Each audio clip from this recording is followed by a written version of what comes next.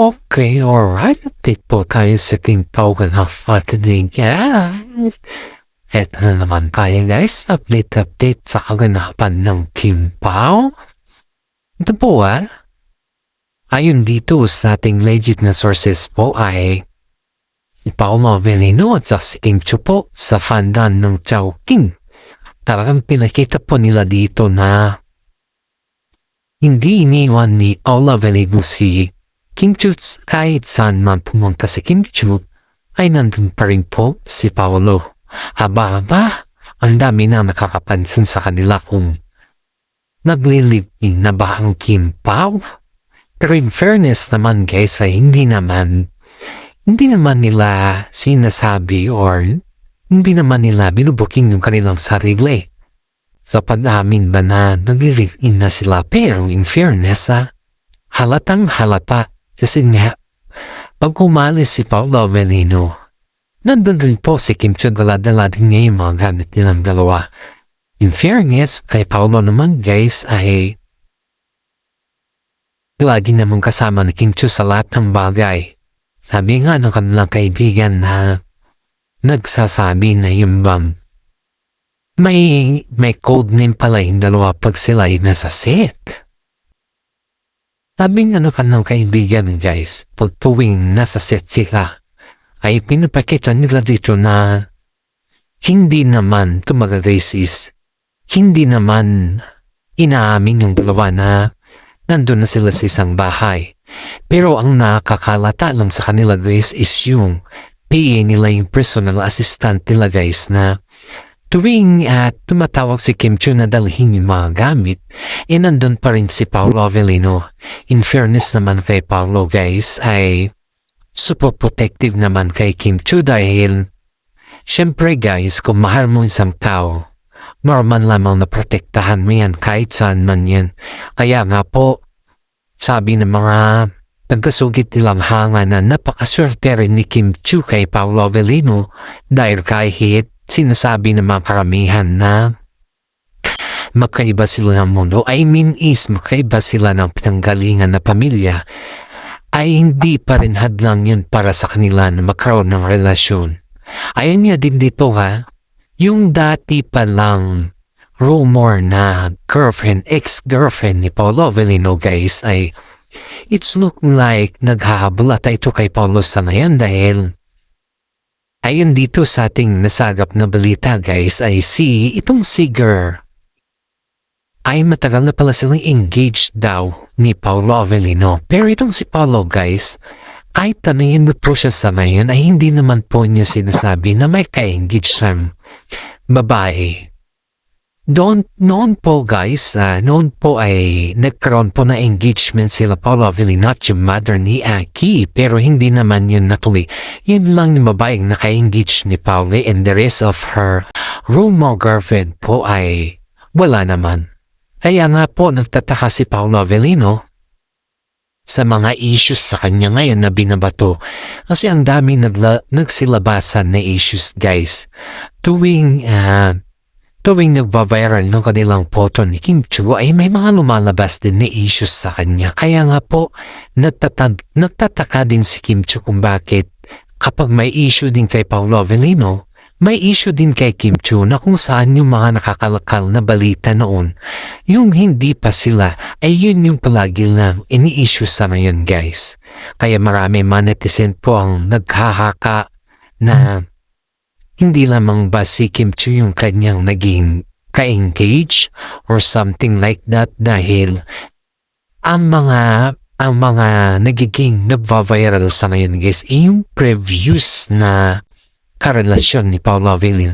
In fairness ayon dito sa girl na tuwa, nung may mga interview way back last year, kasagsagan ng Kim Pao that time guys, ay may mga interview sa kanila na kung saan ay tinanong siya patungkol sa ano na yung status or ano na yung kumusta naman na yung love life niya. Pero sabi naman niya is, I'm still waiting for letter P. So, ang mga fans po ni Paolo Avellino guys ay naghihinala kung sino si letter P na sabi niya I'm still waiting for letter P for Mr. P. So si Paolo Avellino lang po yung rumors na boyfriend niya noon at hindi naman inamin ni Paulo kung siya ba talaga yung naging ex niya or nagkaroon ba ng karelasyon si Paulo or ano, dahil sa lahat naman ng mga nakakilala natin or sa lahat naman ng mga nangyayari sa buhay ni Paulo Avellino guys ay hindi naman natin inakala na ganun pala kalala yung girl na to na nag-ahabol pa rin kay Paulo Avellino. Pero si Paulo guys is wala naman tayong naririnig sa kanya patungkol dito. Kaya itong si Kim Chiu guys nagtataka siya kung bakit hanggang sa ngayon ay paulit-ulit pa rin na nagva-viral yung ex ni Paulo Avellino na humahabol sa kanya. Ito pa guys pinamin kasi alam niyo na, ayaw ko na mabangkit kasi itong artista na to is grabe to One time kasi guys, nung hindi pa nakakilala sila Paulo Avellino at saka si Kim Chiu, yung bang crush pa lang ni Paulo si Kim Chiu na inamin niya sa bus interview. Ito isang nag-i-interview kay Paulo.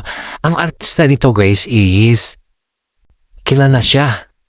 Kahit hindi na masyado sa mga showbiz ba, pero well known kang itong artista na to guys, kilalang kilala sa buong mundo. Kahit saan ka pumunta sa country, kilala kasi yung peryado niya kasi is maputok.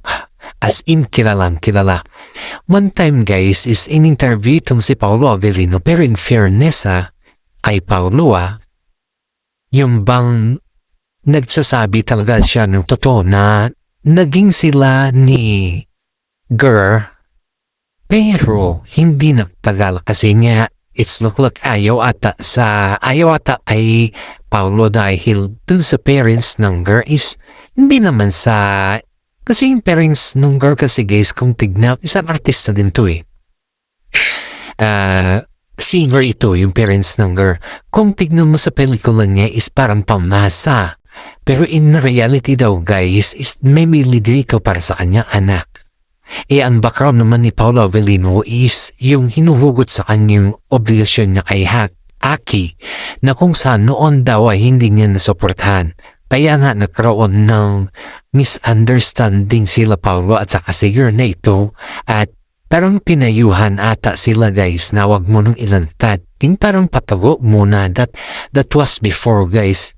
Pero itong si parents ng girl na ito guys ay kapag i-interviewin mo siya, mukha siyang pamasa Pero in reality pala guys is ayaw niya kay Paulo Avellino. Ay nag-away sila yung anak niya at saka yung itong mother niya dahil yung anak niya mahal naman niya si Paulo. Kaso nga ang gusto naman ng mother niya is hindi si Paulo dahil nga dun sa issues. Wala naman magagawa si Paulo guys kung ang may decision is yung parents. Pero itong singer to parang kumbaga is nawala siya si showbiz dahil ayaw niya nga na ma-intriga. Pero sobrang mahal ito ni Paulo Avellino. Pero hanggang ngayon guys hindi naman natin sukat akalain na she's still waiting for letter P. Inamin naman ni Paulo sa isang interview na naging sila ng 1 year pero hindi in a public. Yung bang hindi na isa publiko na nagkarelasyon sila. Kumbaga guys is nag-mutual understanding mutual understanding may kumbaga is ganun yung sistema nila. Pero in fairness inamin niya sa off-cam na naging sila. Ayaw nga na pamilya ni girl na aminin ni Paulo ng ganun sa publiko kaya tinatago na lang nila yung kanilang relasyon. Kaya maraming mga fans po ang parang nadismaya kay Paulo dahil dito sa girl na to, hindi naman nakalain ni Paulo Avellino na she's still waiting for him. Hindi naman niya nakalain yun guys at hindi din nakalain ni Kim Chiu na ganun pala yung sistema. Pero in fairness naman kay Kim Chiu sa ngayon case is siya, nung nalaman niya yung ganun yung nalaman niya ba guys na ganun yung nangyayari or ganun yung nababalitaan kay Paulo Avellino na hindi po niya dinefeat si Paulo Avellino kundi patuloy po siyang sinuportan si Paulo kahit ano ba naririnig niya gaano ka negatibo man yan or anumang klaseng negatibo man yan ay nandun pa rin si Kim Chiu kay Paulo Avellino guys. Kitang-kita naman natin at may mga resibo naman tayo sa ginagawa ni Kim Chiu kay Paulo Avellino. Kaya nga po Sabi ng mga karamihan na si Paulo ay napakaswerte din kay Kim Chiu dahil hindi naman ginawa ni Kim Chiu to kay Sian din. Si Sian kasi noon guys tutok siya sa mga project na kung saan ay kumikita siya. Ganun yung kalakala nila Kim Chiu at si Sian din noon guys. Kasi si Sian din noon kasi guys ay parang pakiramdam niya na hindi siya nabubuhay na walang pera. Pero kay Paolo Avellino guys, napaksimple ni Paolo. Alam niyo kung paano siya umaga sa tadhana guys is alam niya. Hindi naman porque wala kang pera or something like that ay ayun na talaga diba? Sinasabi nga ng karamihan na ubutangin na lang si Paolo Avellino ang nagbigay ng kasiyahan kay Kim Chiu. Kasi in fairness naman kay Kim Chiu guys nung kasagsagan ng mga issues kay Paolo Avellino ay hindi po siya nantinag or hindi po siya gumawa ng mga way na kung saan naman ay ang ikakabagsak naman ni Paolo. Wala po siyang ginawang ganun guys kundi nanatili po siya sa tabi ni Paolo Avellino at hindi siya nagsabi ng mga negatibo tungkol kay Paolo Avellino. Kumbaga guys is release up niya po si Paolo Avellino, pinagtanggol po niya si Pao at kitang-kita naman ng pamilya ni Pao yun na nakita nila yung kaano kay effort si Kim Chiu sa lahat ng bagay. In fairness naman kay Kim Chiu guys is todo suporta naman kay Paolo dahil nakikita naman talaga ni guys na si Paolo po ay may kaiyanatnan. Si Paolo din po ay nabigay ng saya sa lahat ng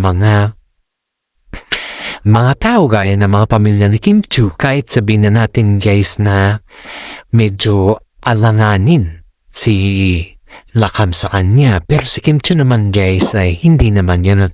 In fairness kay Ate Lakam sa ngayon guys is maraming nakakapansin sa kanya na medyo alanganin siya kay Paolo. Dahil nga dun sa investment ata. May mga issues kasi guys na pinagsabihan ni Paolo Avellino or concerned lang si Paolo sa pera ni Kim Chiu dahil si Ate Lakam po ay malakas sa sukal at hindi lamang po sa sukal parang ginawa niya na habit.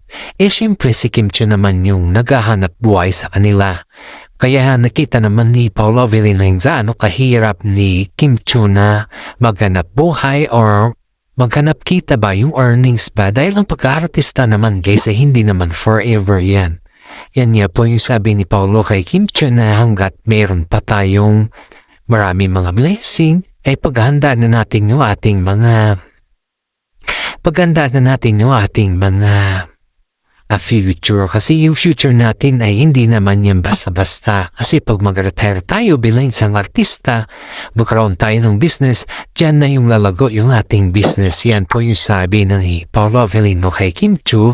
Pero si Kim naman guys is approve naman dun sa decision ni Paolo. Pero takang-taka si Kim dahil yung mga pera pa lang niya guys hindi niya naman malayan na paubos. Hindi naman sa paubos, pero parang yung